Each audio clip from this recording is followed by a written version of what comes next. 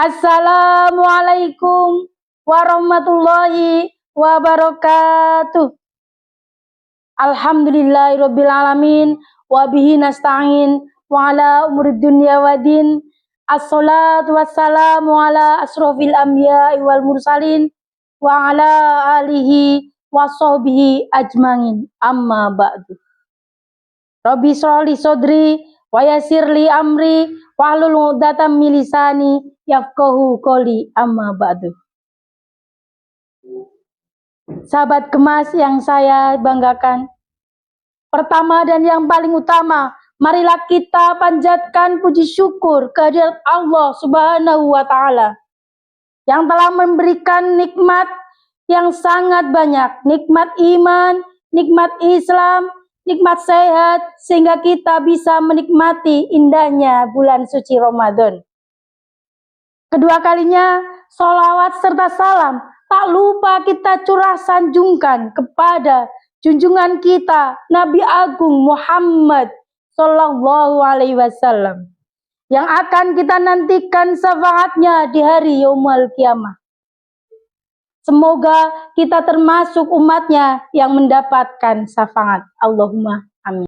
Sahabat Gemas yang berbahagia, masih puasa tidak? Tidak terasa puasa kita hampir memasuki akhir bulan suci Ramadan. Tibalah hari yang kita tunggu-tunggu, yaitu Hari Raya Idul Fitri. Hari Raya Idul Fitri bukan hanya sekedar baju baru, makanan enak, ketupat, opor ayam, rendang, ikan bakar, kue-kue lebaran seperti nastar, kastangel, putri salju, dan lain sebagainya. Lebaran adalah hati kita kembali kepada hati yang bersih dan suci. Lebaran adalah hari di mana hati kita kembali menjadi hati yang bersih. Sebelum saya melanjutkan materi pada kultum sore hari ini, mari kita bersama-sama menyanyikan lagu yang sering kita dengar bersama-sama. Lagu sederhana namun mengandung makna yang besar. Kasih ibu kepada beta tak terhingga sepanjang masa, hanya memberi, tak harap kembali, bagai sang surya menyinari dunia. Dari lagu tersebut dapat kita simpulkan, meskipun lagu itu sangat sederhana, tetapi mengandung nilai yang luar biasa.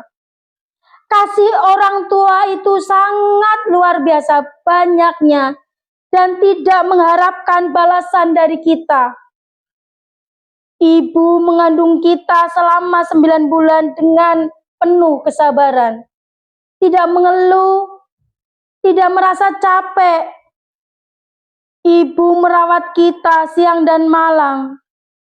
Ayah memberikan kita nafkah agar kita bisa hidup dan bisa makan setiap hari. Padahal kita sering membuat mereka kecewa. Kita tidak menuruti perintah mereka, tidak mau belajar, tidak mau membantu pekerjaan mereka, dan kita sering membuat mereka marah. Allah Subhanahu wa Ta'ala telah memerintahkan kita untuk selalu berbakti kepada orang tua. Sahabat Gemas yang dirahmati Allah Subhanahu wa Ta'ala, masih semangat? Ya, sebelumnya izinkan saya menyampaikan beberapa cerita. Siapa yang suka mendengarkan cerita? Saya akan menyampaikan satu cerita tentang sahabat Nabi Muhammad SAW yang sangat berbakti kepada ibunya. Siapa yang kenal? Siapa yang sudah tahu? Ya, beliau adalah Uwais Al-Qarni. Beliau adalah seorang anak yang sangat berbakti kepada ibunya. Apapun yang diminta oleh ibunya, dia selalu menuruti. Meskipun dia harus berusaha dengan sekuat tenaga, mengorbankan jiwa dan raganya. Salah satu kisah, waktu itu ibunya ingin sekali pergi haji ke Mekah. Namun karena keterbatasan ekonomi, maka Uwais menggendong ibunya dari Yaman menuju Mekah. Dengan peluh keringat yang bercucuran, dengan kaki yang lecet, Uwais tetap menggendong dengan semangat. Dari kisah tersebut menunjukkan bahwa Uwais adalah anak yang sangat berbakti kepada ibunya.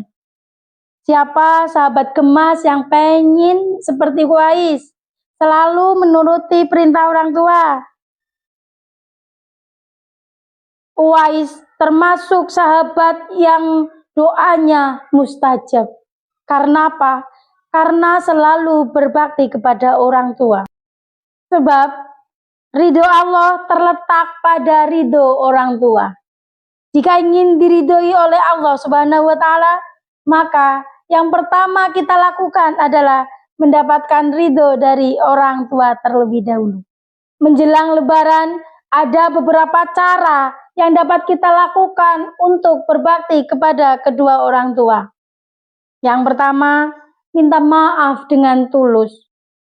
Datangi mereka, cium tangan mereka, dan berkata dengan penuh kerendahan hati, mohon maaf atas segala kesalahan yang telah kita lakukan.